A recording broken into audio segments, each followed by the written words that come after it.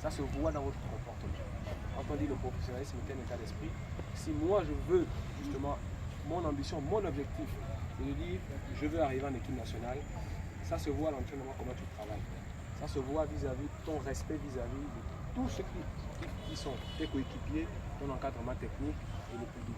C'est important pourquoi les gars? C'est important parce que beaucoup, lors de nos réunions techniques avec la LINAF et autres, tout ce qui revient souvent c'est de dire mais ces joueurs-là, c'est eux-mêmes, parfois ils signent des contrats sans lire, parfois ils signent des documents, parfois ils viennent mentir qu'ils ont du temps alors que c'est autre chose. Bref, on remet tout sur nous en disant qu'on n'a pas une attitude responsable. Nous, on veut casser cette image. On veut casser cette image. Et pour casser cette image, d'abord, ça passe d'abord par soi-même. Moi, aujourd'hui, si vous voyez monsieur le ministre, mes coachs aujourd'hui qui me respectent, c'est d'abord parce que mon éducation, mon ambition a fait en sorte que quand il me disait cours à droite, je cours à droite. S'il me dit va à 50%, je vais à 200%. Et ça paye toujours, le travail paye toujours. Donc le professionnalisme, c'est un état d'esprit qui fait en sorte que vous prenez d'abord au sérieux dans ce que vous faites. C'est important les gars.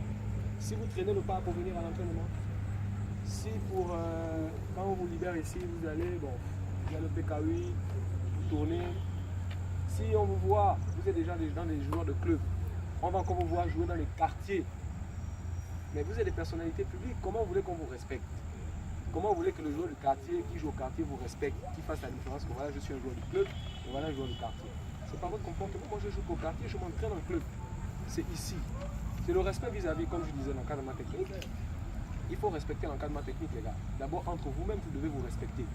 Vous jouez dans une même équipe, mais il y a des plus âgés. Il y en a qui sont âgés.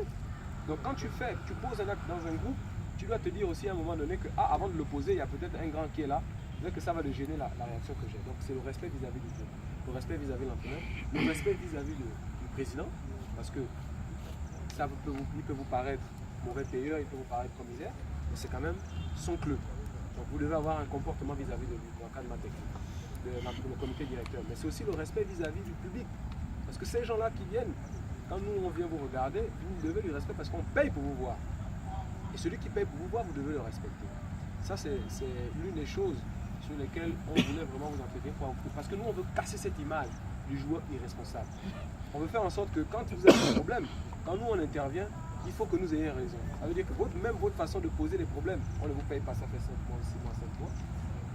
Vous allez d'abord vous rapprocher de votre entraîneur, coach. Moi, à ma maison, je ne suis pas payé. Le coach lui dit, je vais voir le